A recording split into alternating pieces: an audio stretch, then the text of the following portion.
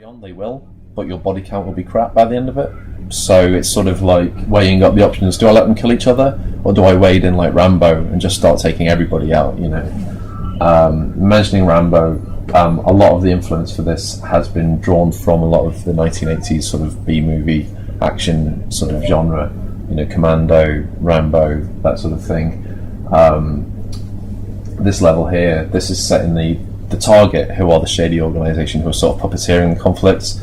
They're sort of high tech. They've got this crazy armour that's sort of a cross between like a medieval knight meets Tron. And the reasoning behind that is the medieval knights, the guy who designed it, Max Kant, he decided that that their armour was actually better than most, like sort of, you know, the flat sort of bladed helmet. Because bullets fly off it and stuff like that. So he's got all sorts of... He can write like a 10,000 word essay on why it's super armour, but, you know, we'll leave him to it. Okay, so really interesting thing about body count compared to a lot of first-person shooters is the iron sights. So obviously that's pretty standard fare. You pull the left trigger, you go into your iron sights. But when you're holding the left trigger, it actually roots you into place. So if you press left and right, instead of moving, you actually lean. And obviously, one of the big draws of body count is the area is shreddable. So the environments will deteriorate with bullets. How universal is that? Well, you know, if stuff's made out of metal, it won't shred.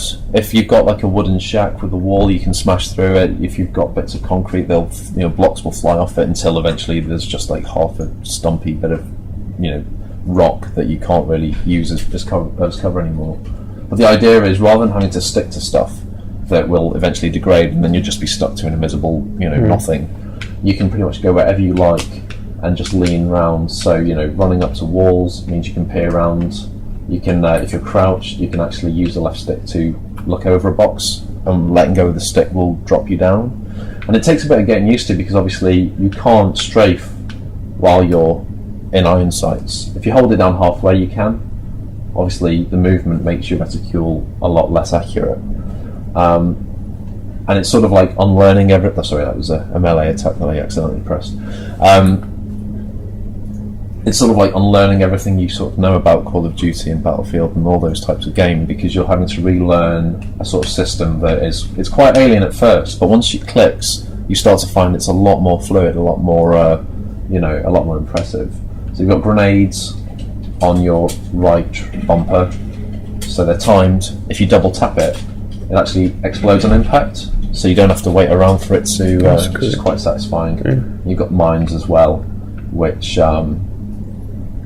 there are different types of enemy in the game. So there's a medic, and so they will, if you've killed somebody, they will actually bring them back to life.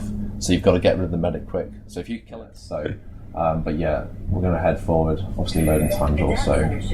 So we've got.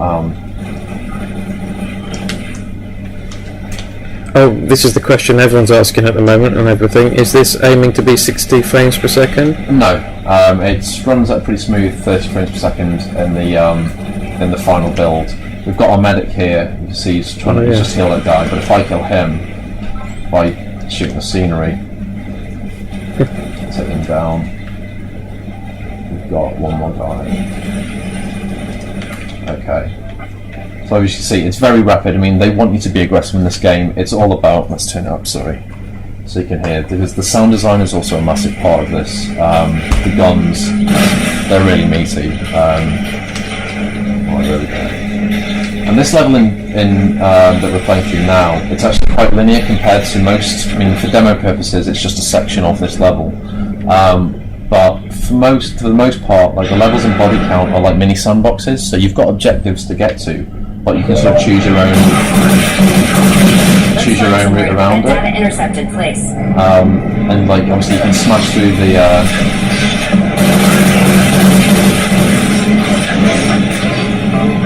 This is ducking and diving.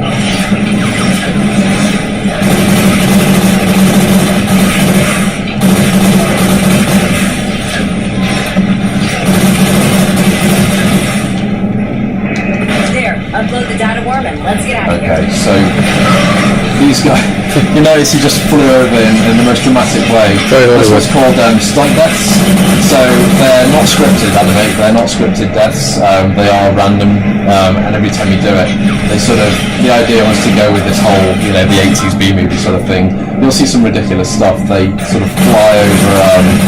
You know, if you shoot somebody through a wall, they'll go smash into the windows. You can have them flying over balconies. It's very exciting. It's just like, what is the best way to. Shutting down data links. We're just They're not uploading the tracing this data back one. to me. As you can see, the interiors of the target, they do look very Tron. And one of the reasons is sort of like, they wanted to get away from the greys and browns of current games, because it's got to a point where everything's made out of concrete, and it's getting a bit tedious. So lots of reds, yellows, blues, lots of primary colours.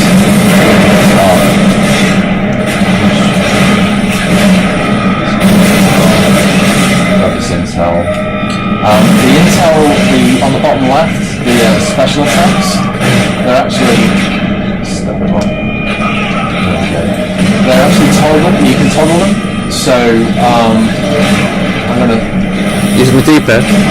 That was my explosive bullet. Yeah, you can turn them on and off depending on how much of the intel you've got left. I'm gonna have to hurry this up because it's 36 seconds to get out, and I'm going to this. Get to the exit. Alright. You'll notice as well, the enemies die from environmental damage, so even if you don't kill them, they will die and they'll drop intel. So,